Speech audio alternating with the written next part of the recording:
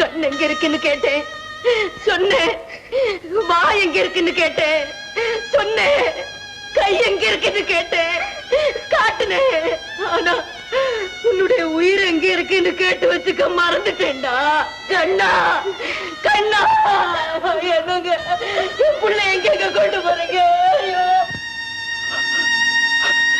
கண்ணா, எழுதுமா, நாம கொடுத்து வச்சு.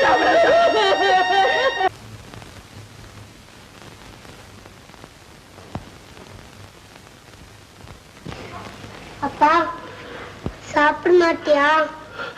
தூங்க மாட்டியா? தம்பி பாப்பா எங்கப்பா? சொல்லுப்பா, தம்பி பாப்பா எங்கப்பா? உங்க அம்மா அவனை கொன்னுட்டாப்பா. ஐயோ, மறுபடியும் அப்படி சொல்லாதீங்க. எனக்கு ஆறுதல் சொல்ல வேண்டிய நீங்களே என்ன கொலைகாரின்னு சொல்றீங்களே. பெத்தவ பறி கொடுத்துட்டு வயிறறிஞ்சு போய் நிக்கிறேன். என் நெஞ்சில வேற நெருப்ப கொட்டாதீங்க. என்னை இப்படி சித்திரவதை செய்யறதை விட ஒரே அடியா கொன்னுடுங்க, எனக்கு அமைதியாவது கிடைக்கும். கொலைகாரிக்கு எப்படி அமைதி கிடைக்கும்? உன்னுடைய அஜாக்கிரதையினால என் கண்ணனை இல்ல, என் கண்ணையே நான் பறி கொடுத்துட்டு நிக்கிறேன். அவன் எப்படி மோசம் பண்ணிடுவான்னு நான் நினைக்கலீங்க. நான் ஏமாந்துட்டேங்க, நான் ஏமாந்துட்டேன். ஒரு நிமிஷத்துல எல்லார் கண்ணிலையும் மண்ணை தூவிட்டு போயிட்டேன். ஒரு சமாதானம் ஒண்ணு எனக்கு தேவையில்லை. நீ அவனை சாவு கையில ஒப்படைக்கிறதுக்காகவே என் கையில இருந்து பறிச்சுக்கிட்டு போனேன். கை கழுவிட்டு வரேன்னு சொன்னியே, குழந்தையத்தானா? மாப்பிள, கோழி மிதிச்சு குஞ்சு சாக வருத்தத்துல எதை பேசுறோன்னு தெரியாம பேசுறீங்க. பாவம், அவன் அப்பாவி, குழந்தையிலையும் குழந்தை. அவன் மனசை நோக வைக்காது. பெத்தவளுக்கு பொறுப்பு இருக்கணும்னு தானே அவர் சொல்றாரு. அதை ஏங்க நீங்க தவறா எடுத்துக்கிறீங்க? ஒரு தப்பு திருத்துறதுக்கு இன்னொரு தப்பு பண்ணக்கூடாது. அடிச்சு திருத்துறதுக்கு இது பரீட்சை பேப்பர் இல்ல, வாழ்க்கையா வாழ்க்கை. புத்திர பாசத்தை பத்தி பிரம்மச்சாரிக்கு என்ன தெரியும்? நீங்க 2 குழந்தைகளோட தான் பழகிருக்கு. நான் 200 குழந்தைகளோட நாள் பூரா பழகிட்டு இருக்கேன், தெரியுமா இல்லையா? அதுல ஒண்ணு குறைஞ்சு போனாலும் நீங்க அழமாட்டீங்க, அதை பெத்தவங்க தான் அழுவாங்க. யார் மேலேயும் குத்த சொல்லி பிரயோஜனம் இல்லை. இவ்வளவு நான் நம்பினேன் பாருங்க, அதுதான் என் தப்பு. இந்த பாருங்க, தாயே குழந்தைய கொண்டுட்டான்னு சொல்றது ரொம்ப சின்ன பிள்ளைத்தனமா இருக்கு. செடியே பூவை கிள்ளி எறியுமா? நம்ம கையே நம்ம கழுத்தை நெரிக்குமா? கழுத்தை நெரிக்குமோ நெரிக்காதோ, நம்ம கையே நம்ம கண்ணை குத்திடுறது உண்டு. அஜாக்கிரதையா கண்ணை குத்திட்டாலும் அதுக்காக கையை வெட்டி எரிஞ்சிட முடியுமா? போனது போச்சு, நம்ம கொடுத்து வச்சது அவ்வளவுதான். அப்படின்னு உங்களுக்கு வயசாயிடுச்சு, நீங்க நினைச்சா குழந்தைகளை பெற்ற முடியாதா? அதெல்லாம் எதுக்குங்க? பிறக்குதோ பிறக்கலையோ, இந்த பாருங்க, இருக்கிற ஒரு குழந்தையாவது பறி கொடுத்துறாம ஜாக்கிரதையா பாத்துங்க.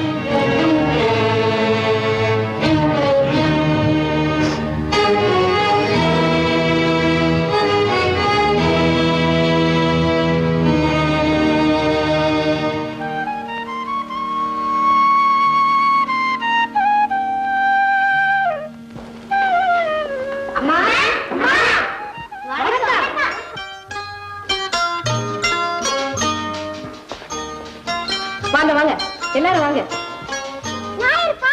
நாங்க தான் இருக்கோம், உள்ள வாங்க.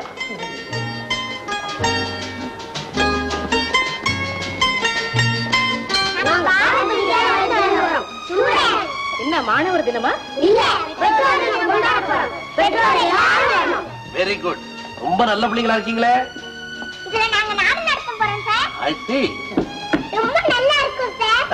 சார், நாங்க நாடகத்துல நல்லா நடிப்போம் சார். அப்படியா? Very good. தமிழ் வாத்தியார் பாரதி பித்தன், வணக்கங்க. வணக்கம். இப்போ நாங்க என்ன செய்யணும்? உதவி செய்யணும். எந்த வகையில? டிக்கெட் எடுத்துக்கணும். எத்தனை டிக்கெட்? 2 டிக்கெட் வாங்கினா சந்தோஷமா இருக்கும். 4 டிக்கெட் எடுத்துக்கிட்டா ரொம்ப சந்தோஷமா இருக்கும். ஒரு புஸ்தகத்தையே எடுத்துக்கிட்டா ரொம்ப சந்தோஷமா இருக்கும். அப்போ நான் எடுத்துக்கிட்டேன். நான் பணம் கொடுத்துட்டேன். நான் வாங்கிட்டேன். ரொம்ப நன்றிங்க. பாரதியார் என்ன சொல்றாருன்னா, பெரிதினும் பெரிதுகள்னார். அது போல நாங்க கேட்காமையே நீங்களும் பெரிய தொகையை கொடுத்திருக்கேன். எனக்கும் அலைச்சல் மிச்சம் அந்த பசங்களோட.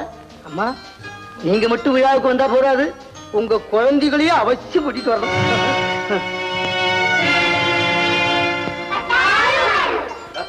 அவசியம் அவசியம் வர்றேங்க.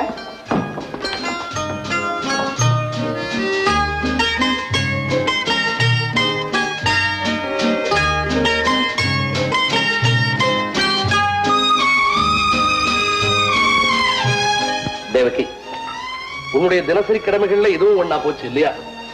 வறண்ட செடிகளுக்கு தண்ணி ஊத்துனா வறண்டு போன வயசுல தெய்வம் பால் வார்க்கும்னு சொல்லுவாங்க.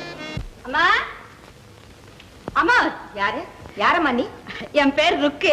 நம்ம குடிசை கொலகாரம் பேட்டையாண்ட மயிலாப்பூர்ல இருக்கிறாரே யாரு? அவர்தாம்மா. கபாலீஸ்வரரா? ஈஸ்வரனை விட்டுடே. ஓ கபாலியா? அவர்தான் என் வீட்டுக்காரரு. சரி சரி, எதுக்கு இந்த அறிமுகம் எல்லாம்? வேலைக்கு வரதுக்கு முன்னால என்னை பத்தி நீ சரியா புரிஞ்சுக்கோனா அதுக்கோசரம் தான். இந்த பாருமா, நான் திருட மாட்டேன், நாக்கு மேல பல்லு போட்டு பொய் பேச மாட்டேன், பிசுனாரித்தனமா பழசு பட்டு மிச்சம் மீறி இதெல்லாம் கேட்க மாட்டேன். எப்பனாச்சும் நாஸ்தாவுக்கு துட்டு கேட்பேன். ஒரே ஒரு கண்டிஷன், காலங்காத்தால ஒரு பெரிய டம்ளர் நிறைய டிகிரி காபி கொடுத்துடணும். அப்பால வேலை மேல விட்டு பாரு, இந்த ருக்குவை என்ன கண்டுக்குவேன். ஆனா ஒண்ணு, நீங்க புருஷன் முண்டாட்டிக்குள்ள ரேங்கிங்கன்னா அடுத்து உங்க கையில மூச்சு விட மாட்டேன். நமக்கு என்னத்துக்கு நான் பேஜாரு, நான் பாட்டு கம்முன்னு போயினே இருப்பேன். பாப்பா பாப்பா, எதுக்கு இப்படி அடிக்கிட்டே போறேன்? வேலைக்கு ஆள் எடுக்கிறதா இருந்தா தானே உன்னை பத்தி உன்னுடைய யோகியதை பத்தி தெரிஞ்சுக்கணும். ஐயா என்னமா இது, வேலைக்கு ஆள் வேணும்னு நம்ம ஐயா காவாங்கண்ணு மேஸ்திரி கையில சொல்லிக்கினாராம. இங்க ஒன்னும் ஆளு வச்சு செய்யற அளவுக்கு வேலை இல்ல, பக்கத்து விடாருக்கும் போய் பாரு. உனக்கு தெரியல, நீ எதுக்கும் ஐயா கையில ஒரு வார்த்தை கேளு, இல்லன்னா அவரை கூப்பிடு, நான் கேட்டுக்கிறேன். யாரையும் கேட்க வேண்டிய அவசியம் இல்ல, உனக்கு இங்க வேலை இல்ல, போயிட்டு வா. அட என்னமா இது, ஐயா பின்ன என்ன சொம்மங்காட்டிமா சொன்னாரு? குழந்தைய கவனிச்சுக்கணும்னு கண்டிஷனா வர சொன்னாரா? குழந்தைய கவனிச்சுக்க வர சொன்னாரா? அவனை கவனிக்க நான் இருக்கும் போது நீ எதுக்கு? அத்தவன் வீட்டுக்காரர் தான் கேட்டுக்கணும். நான் கேட்டுக்கிறேன், நீ போயிட்டு வா. என்னடா அது பேஜாராக்கிது, அந்த ஐயா வர சொன்னாரு நீ போ சொல்ற. இந்த காகாகண்ணு மேஸ்திரி என்ன நம்ம கையில விளையாடுறானா? இருக்கட்டும் அவன் கண்ணை நோண்டிடுற சோமாரி. ஐயா இரு. எல்லாம் உங்க ஏற்பாடா? ஆமா. வேண்டான்னு சொல்லிட்டேன். நீ வேண்டான்னு சொல்லிட்ட எப்படி? இவ்வளவு நாளா நீ சொல்றதே நான் கேட்டுக்கிட்டு இருந்தேன். இன்னைக்கு நான் சொல்றதான் நீ கொஞ்சம் கேள. இது பாராயா, இந்த குழந்தைய நீ ரொம்ப ஜாக்கிரதையா பாத்துக்கணும், அதான் உன் வேலை. சரி சரி, நாளை காலையில சீக்கிரமா வந்துரு. இந்த சம்பள விஷயம் எல்லாம் மேஸ்திரி கிட்ட சொல்லிருக்கேன். சத்தாங்க வெட்டியங்காட்டி கபால் வந்துடுற. நான் போயிட்டு இருந்த கண்ணு, நான் தான் ஆயா.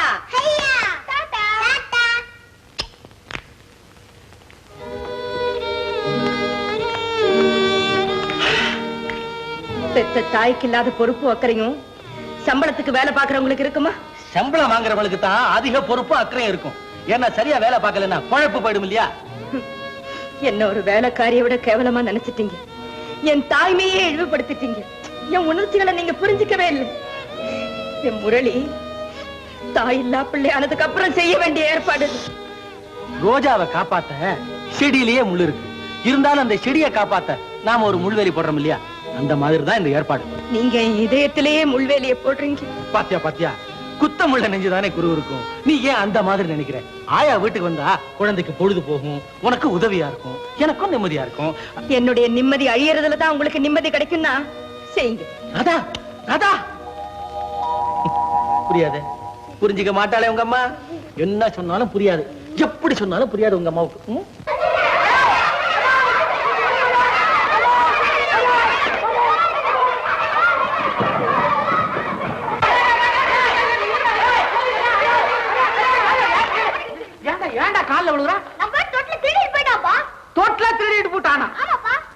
பாவி 8 குழந்தை வளர்ந்த தொட்டிலாச்சடா.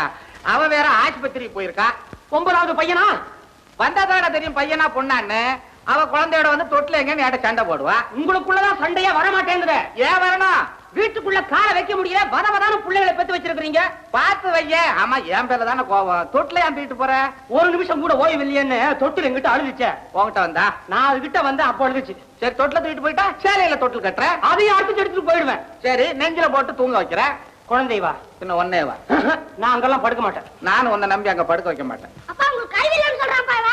ஏண்டா நானும் அப்படி சொன்னேன்? நீதானா? இங்க வாடா. வாடா. டேய், நான் வயசுல கொஞ்சம் மூத்தவன் தான், மரியாதை கொடுத்து பேசுங்கடா. தொட்டிட்டு உனக்கு எதுக்கு மரியாதை? போடா. சித்ரூண்டு பையன் எவ்வளவு மரியாதை குறைவா பேசுறான் பாத்தீங்களா? வாடா. உன் பேச்ச கேட்டு பெர்த் கண்ட்ரோல் பண்ணி இருந்தேன்னா இப்படி ஒரு புத்திசாலியவே நான் இழந்திருப்பேன். வணக்கண்ணா. இவர்தான் புத்திசாலியா? இந்த ஒரு புத்திசாலியை பெக்கிறதுக்கு ஏன் 8 மடையனை சுமந்தி? இவன் பிறந்த ஒரு பாதாரண மற்றவன் மடையன்னு தெரியுது. வரப்போறான் ஆஸ்பத்திரில இருந்து இன்னொரு பையன். அவன் வந்ததுக்கு அப்புறம் தான் தெரிய போகுது இவனும் ஒரு மடையன். இதுல ஏன்டா ஏன் உசுர வாங்குற? அடுத்த விட்டு அப்துல் காதர், எடுத்து விட்டு 8 எல்லாம் 15 16 பெத்துக்கிட்டு நான் 9 தானடா பெத்தேன். ஆமா, உங்களுக்கு ஆபீஸ்ல நைட் ஷிஃப்டே கிடையாதா? நான் தான் ரிட்டையர்ட் ஆச்சே, டே நைட் வீட்ல தான் இருக்கேன். ஆமா, இதெல்லாம் நீ ஏன் கேக்குற? என் பொண்டாட்டிக்கு எனக்கு லட்சம் இருக்கும். 9 பத்தாதா? அட்டை இவன் அழுத்து வரத்துக்கணும்.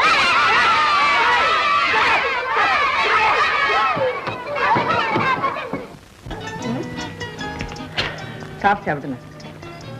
முரளிங்க ஆயா கூட தோட்டத்துல தானே விளையாடிட்டு இருந்தான். சீக்கிரம் ட்ரெஸ் பண்ண வெளியே போலாம். சரி. முரளி எங்கயா? என்னது? வீட்டுக்குள்ளார நம்ம விட்டுட்டு போனேன். வீட்டுக்குள்ளார விட்டுட்டு போனியா? எங்கிட்ட எல்லாம் விட்டுட்டு போயிருக்கணும். நான் கடைக்கு போய் வரேன். யார கேட்டுட்டு போனேன்? குழந்தைதான் பிஸ்கட் வேணும் போய் வாங்கிக்குவானு அடம் முடிச்சிட்டு சட்டான் போய் வாங்காரேன். ஐயோ அவர் வந்துட்டாரே. குழந்தை எங்கேன்னு தேடுவாரே. நான் இப்ப என்ன பதில் சொல்லுவேன்? போய் குழந்தைய தேடு. என்னமா இது வீட்டுக்குள்ளார தான் இருப்பான்? வீட்டுக்குள்ள இருந்து தானே நான் வரேன். ஆயா குழந்தைங்க முரளிங்கிறதா என்ன முடிக்கிறீங்க? குழந்தைங்க அவனை தாங்க தேடிட்டு இருக்கோம். தேடிக்கிட்டு இருக்கீங்க? ஆயா அம்மா நேரம் குழந்தை இங்கதான் இருந்துச்சு. இப்பதான் காணோம். காணுமா? நீ என்ன செஞ்சுக்கிட்டு இருந்த? இவ்வளவு நம்பாம தானே உன்னை நான் வேலைக்கு வச்சேன். இன்னைக்கு என் குழந்தைக்கு மட்டும் ஏதாவது ஆச்சு உங்க 2 பேரும் என்ன செய்வேன் எனக்கு தெரியாது. சம்பளத்துக்கு வேலை செய்யறவன்னு காட்டிட்டியே. அவனையும் திட்டுற? பெத்தவன் அடிக்கடி சொல்லிக்குவியே. உனக்கு எங்க போச்சு அறிவு?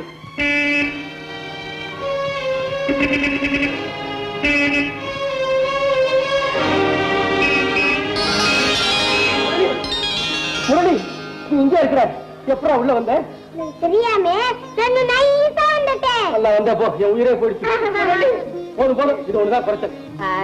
என்னயாது நீ ஏன் குழந்தை இங்க கொண்டாந்து பூட்டி வச்சுக்கினு எங்களை புடிச்சு பேஜார் பண்ணிக்கினியே? தம்மா நேரத்துல வண்டியா இன்னும் என்ன பேசிக்கின? நீ பிளான் போட்டு மறைச்சு வச்சுக்கினு எங்களை வந்து ஆட்டம் காட்டுறியா? நல்லா இல்ல ஏமா கவனிக்கிற? நீ பேசிப்பா. அவளுக்கா பறிஞ்சு பேச வந்திருக்கிறியா? நல்ல உடச்சிடலாம் ஜாக்கிரதை. அதுல ஒண்ணும் குறைச்சிடல. போய் கேட்டுக்கிறேன். நானும் வரேங்க. வெளியே போலான்னு கூப்பிட்டீங்களே. தெரியாதனமா கூப்பிட்டுட்டேன். வந்த வரைக்கும் போதும்.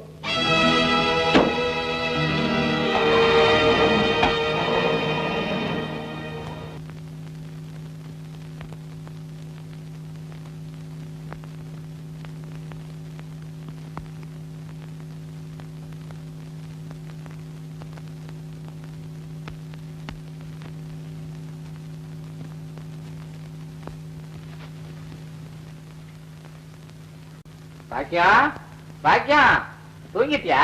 படுத்துக்கா. இல்ல தூங்கிடாதேன்னு சொல்லத்தான் வந்தேன். ஆமா டம்ளர்ல பால் வச்சிருந்தனே சாப்பிட்டீங்களா? எங்க சாப்பிட விடுறாங்களா? இப்பதான் எல்லா பயலையும் தூங்க வச்சேன். அதுல பாக்கியம் வர கூட்டம் அதிகமாயி போச்சா? முன்ன மாதிரி ஒரு பெரிய என்னங்க சும்மா ஒண்ணுக்கு போயிட்டியா? ட்ரௌசரை கழட்டி விடுறேன். நான் அப்பவே சொன்னேன்ல. பாக்கியம் தூங்கிடாத, வந்துரு. வாடா. ஏண்டா உன்னத்தான் முதல்லயே ஒண்ணுக்கு இருந்துட்டு போடுறான்னு சொன்னேன். சொன்னா கேக்குறியா? இரு முள்ள எல்லாம் சட்டை வேற.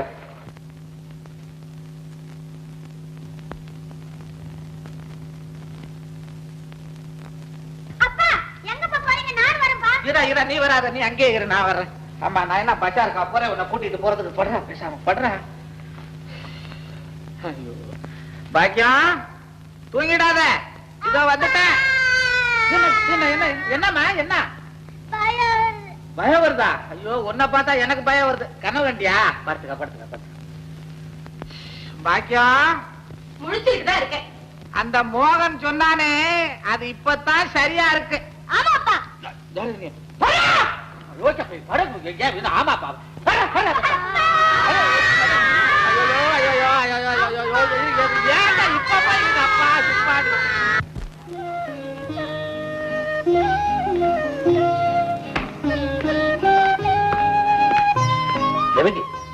என்னது வெறும் தரையில சாப்பிட்டு இருக்க? நம்ம வீட்டுல இலை பிளேட் கூட இல்லையா? இது பிளேட்ல சாப்பிடுற விருந்து இல்லைங்க, தரையில சாப்பிடுற விரதம். ஓஹோ உபதேசமா? ஆமா இப்படி யார் சாப்பிட சொன்னாங்க? அனுபவப்பட்டவங்க தான் சொன்னாங்க. இத பாரு தேவகி, இதெல்லாம் சுகாதாரத்துக்கு கெடுதல். இப்ப யாராவது உன்னை பார்த்தாங்கன்னா இப்படி எல்லாம் மிச்சம் பிடிச்சு எந்த பிள்ளைக்கு சொத்து சேர்த்து வைக்கிறீங்கன்னு என்ன கேட்பாங்க. நான் என்ன பதில் சொல்றது? எங்க வீட்டு தொட்டில ஆட போற பிள்ளைக்கு தான் நிச்சயமா உங்க வீட்டு பிள்ளைக்கு இல்லன்னு பதில் சொல்லுங்க. அப்போ நிச்சயமா இந்த வீட்டுல ஒரு தொட்டில் ஆட போகுதுன்னு சொல்றியா? ஏன் அப்படி ஒரு ஆசை உங்களுக்கு இல்லையா? எனக்கு ஆசை இருக்கோ இல்லையோ, உனக்கு நம்பிக்கை இருக்கே. நம்பிக்கை மட்டும் இல்லைங்க, அப்படி ஒரு குழந்தைய பெத்துக்கிறதுக்கும் கொஞ்சறதுக்கும் எனக்கு அருகதை இருக்கு. அருகதை மட்டும் இருந்தா போதுமா தேவகி? அதிர்ஷ்டமும் இருக்கணும்ங்கிறீங்களா? நான் அறிவை நம்புறவன். இந்த அதிர்ஷ்டம் விரதம் இதுல எல்லாம் எனக்கு நம்பிக்கை இல்லை.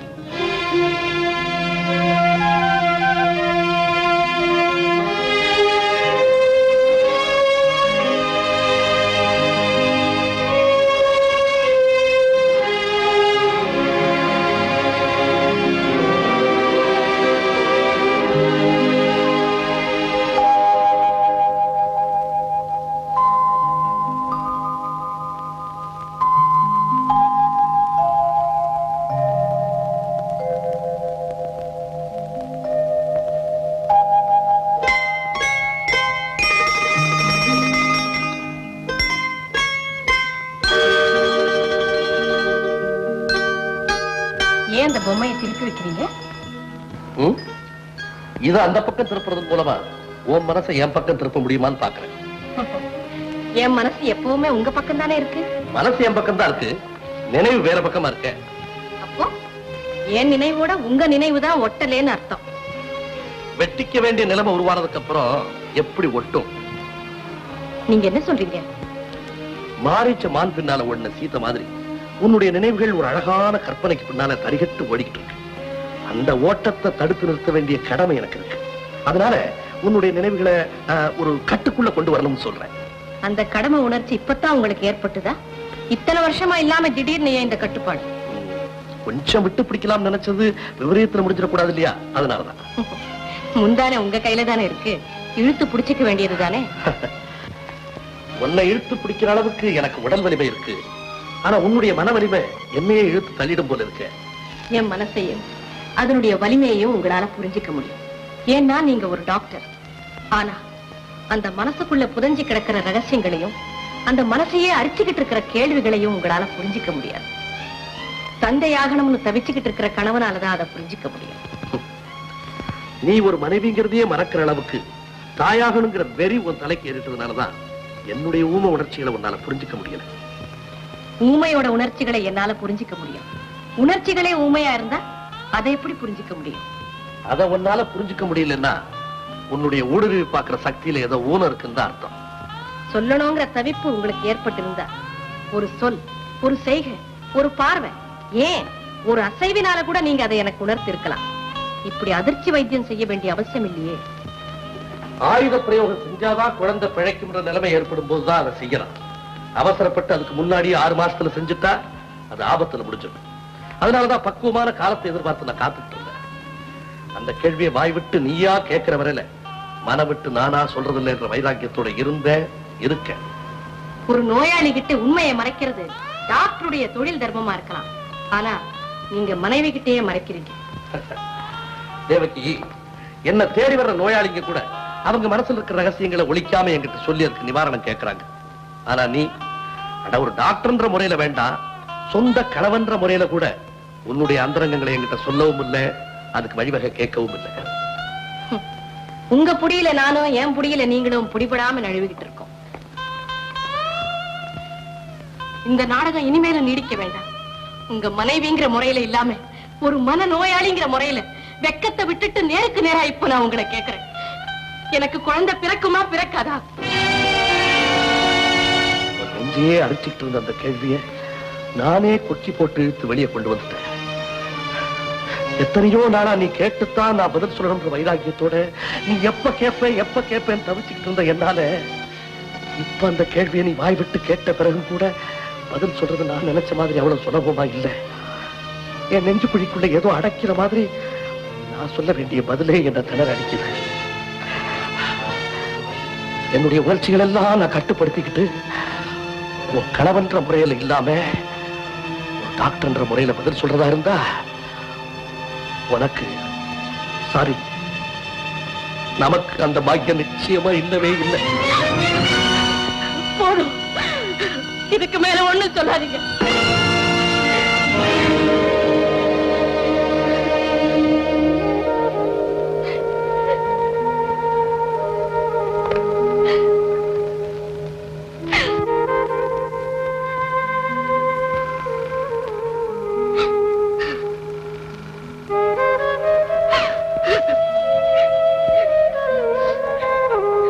தேவகி, என்ன மன்னிச்சிடு.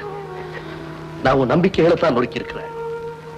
என்ன அந்த நம்பிக்கைகள் சேர்ந்து உன் மனசை நொறுக்கிடக்கூடாதுன்னு தான்